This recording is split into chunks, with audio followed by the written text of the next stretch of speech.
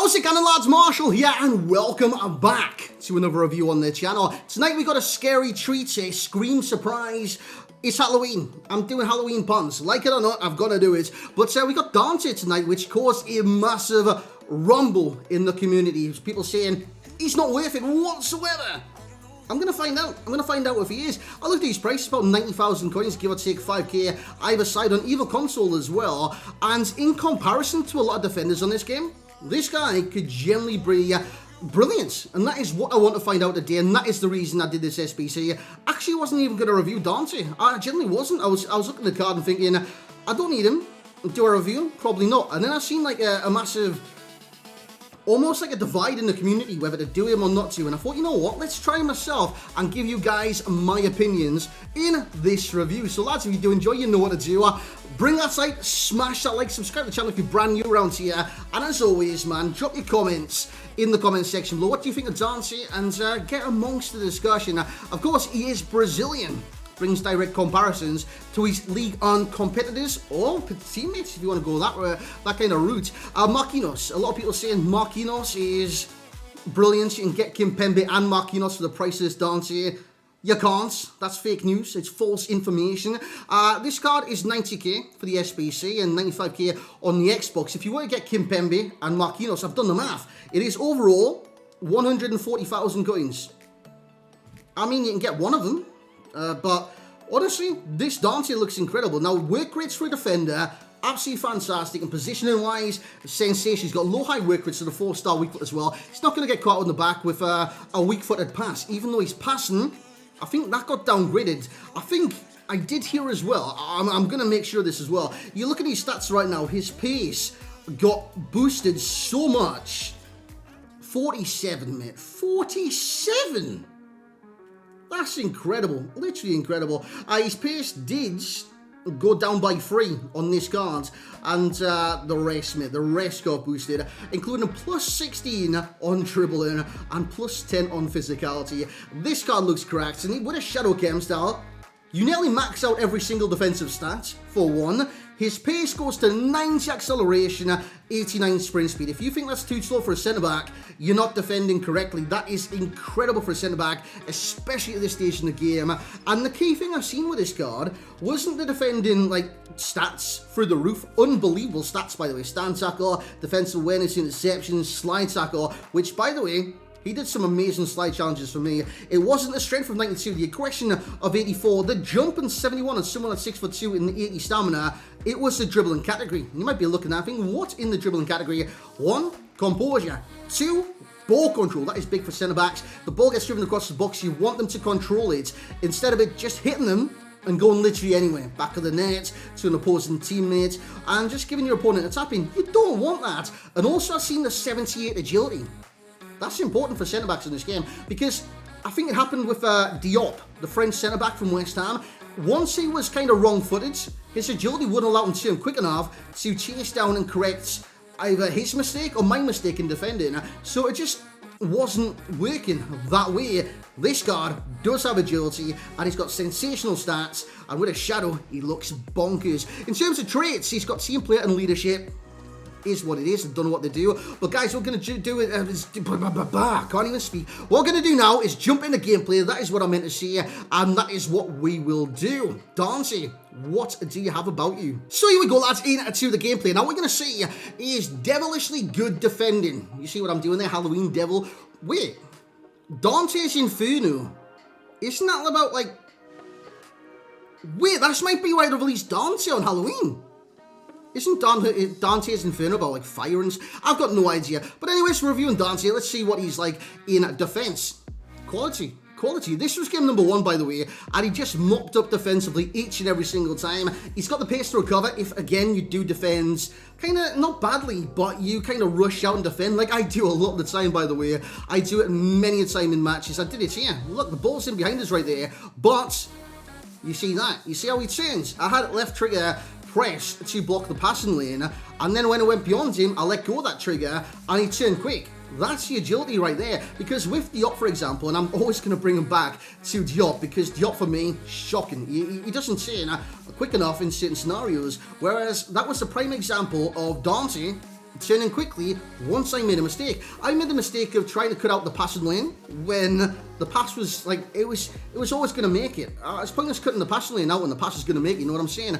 But I was able to correct that due to the speed, the agility, and how he turned around so quick. We actually win the ball many times with Dante, especially in this first game and into the next game. Hell, he can even defend from the front, and you're like, what does that even mean?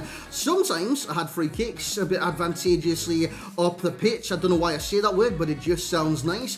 And he was winning the ball as well, even in my opponent's penalty box, which again you'll see during this review as well. Slide tackles were nuts. Honestly, with this card, the slide tackle, beyond crazy. At times beyond crazy, because what he'd do in the slide challenge is win the ball first and foremost, but he'd also keep it under control during the slide challenge. That doesn't normally happen for me on this game. So with that being said, fantastic defending in that scenario, and his positioning is so key on this game. It's amongst the pros. It's right at the top of that list right there. But defensively, in terms of position, if he wasn't in that position, like the low, high work rates defensively, he puts his all in. Positioning wise is bonkers. That's a mixture, by the way, of defensive awareness and another stats. I think it was interceptions, but this is him defending from the front, by the way. We actually win a corner with this as well, with the slide challenge. Lovely slide challenge there from Dante, and we do in the corner, but he's got a pen as well. This, yeah, it is what it is. But with the positioning, it's so key in how he maneuvers himself, positions himself, and it's just perfect, literally perfect, because he's got the pace to close someone down quickly if you do see a gap to intercept the ball, a gap to challenge the ball, or where it's kind of got away from your opponents.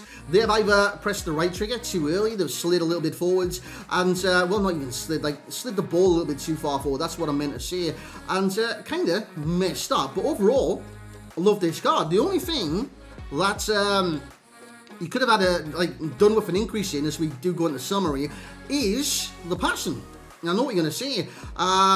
That's what got decreased. It is what's got decreased, but he could do with an upgrade in that. Apart from that, defensively, there is no issue with this card whatsoever. You use this card, you like this card. Defensively, he is as sound as a defender comes on this game. And I've used maybe nearly all defenders, and he's definitely up there with the best on the game. And I'm not even saying that lightly. I'm not saying that to cause, I don't know, a divide where people think this SBC sucks, and I'm saying, oh, it's brilliant, do the SBC, I'm helping out here, this, that, and the other. I'm generally not. This card was good for me. Now, where the divide comes in is him not fitting the elite players' teams. You're in the elite division, you think, I've already got Kimpembe and Marquinhos, what's the point? Fair dues. That doesn't mean everyone on the game can't do the SBC, or that the SBC sucks. It's just that he doesn't fit into your team, and that is where it comes down to, this kind of divide, right? Everyone in the top divisions, they want upgrades to their top players. This might be an upgrade, but because they see 79 pace on his cards, they think he's not an upgrade. Lads, stick a shadow on him, man. He's fantastic in game. For me, I think he's on par with Kimpembe and Marquinhos. In this, video alone, in this review, sorry, I actually used him alongside Kimpembe for a direct compare and contrast. Kimpembe plays a little bit further forward than him. I don't know if that's a natural position or something like that. And Dante in behind. The amount of times Dante saved Kimpembe after I made a mistake defensively with Kimpembe was crazy. He actually saved Kimpembe's arse more times than vice versa, you know what I mean? So with that being said, he's definitely a viable centre-back on this game. He's got brilliant links on this game. Marquinhos for a strong link if you want to pair them up. Also, you would have seen one at the start. That's all. It's got an informed right back, and I've got to say that card is supremely quick on this game. So if you got him in red, Dante, strong link right there, and he just needs maybe one or two more links. With certain formations, you just need one more link into a goalkeeper or a fellow centre-back, and jobs are good, and you've done, you know what I'm saying? And with Brazilian centre-backs, over the years, we've got quite a few overpowered ones. What is it, Juan Jesus? We always seem to get him, but I'm pretty certain this year he's a silver, so we might get a silver stars Juan Jesus, or a massive upgrade over time. But apart from that, Thiago Silva special card. I know he's got an inform so far. Marquinhos has already got a special card as well. Who else? Eder Militao. We could get a lot of Brazilian centre-backs this year, but the Brazilians from Ligue 1, I think you just got Marquinhos, and this next one will be Dante. But lads, in terms of card, fantastic. Comparable players. It's been on the screen for a while. I do apologise for that, but I like the talk. I do like the talk, and that's why I talk, because I like... It's something like that. I just like to talk, man, and explain my points. Sometimes I don't feel like I'm getting my point across perfectly or anything like that, so I do apologise. Similar players, Virgil van Dijk. Obviously, he draws direct comparisons to Virgil van Dijk, and someone was actually tweeting me on Twitter saying, hey, Virgil's cheaper than this, so Virgil's better. With that Virgil van Dijk, he's solid. I want to go out on a limb and say Dante is better than Van Dijk. Yes, he's 4 ratings less, and Van Dijk's a very powerful centre-back. This one seems more with it. More defensively sound than Virgil van Dijk. Should Virgil van Dijk get a special card over time? Fair dues, he might be better. But right now, I believe Dante is better than that. Umtiti, great centre-back for me on this game. Used him many, many times. I think he might generally be better than that card as well. Koulibaly, that's a tough one. I think they're on par. You know what? I actually think Dante might be better than all 3 of those centre-backs. And I'm not even like lying to you guys. You know what my reviews are. I'm as honest as they come. I'm not going to BS you guys. I'm not going to play one game and just say, oh, he's the best on the game, he's the worst in the game over one experience in one match. Played multiple games and he was solid in each and every single game. And from my experience with other centre-backs, he's more consistent. I think that's the word for it, right? Consistency.